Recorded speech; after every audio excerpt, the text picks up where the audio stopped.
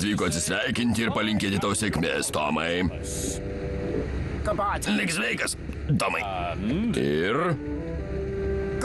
Sėkmės tau, Tomai. Grįžk prie darbo, Dyzelį. Negaišk. Tau nebeliko vietos, Tomai. Teks palaukti kito laivo. Bet Tomas nenorėjo laukti. Noriu kuo greičiau nuvykti į žemyno gelbėjimo centrą. Tada Tomas pamatė didelį medinį plaustą.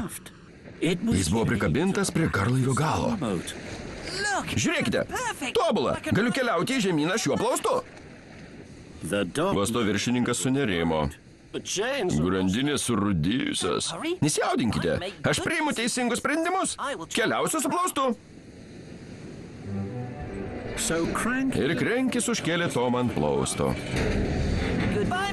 Likit sveiki, bičiuliai! Lik sveikas, Tomai. Garvežiai švilpė ir tutavo. Persi žiūrėjo. Jam buvo neramu. Ar tikrai būsi saugus ant to plausto? Saugus kaip niekada, Persi. Storasis kontrolierius sakė, kad priimu teisingus sprendimus. Aš greitai grįšiu. Prisimink, 3 garo pūkštelėjimai ir tu mane rasi. Persis narsiai nusišypsojo. Lik sveikas, Tomai. Lik sveikas, Persi. Tada garlaivis garsiai ir pratisai sututavo ir išplaukė į jūrą, tempdamas Tomą iš paskos.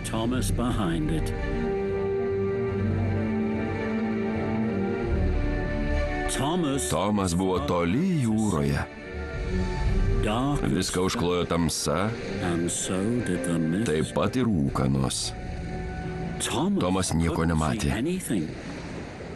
bet kažką išgirdo. Tai buvo girgždesys ir traškesys. Tada trakštelėjimas ir pliumtelėjimas.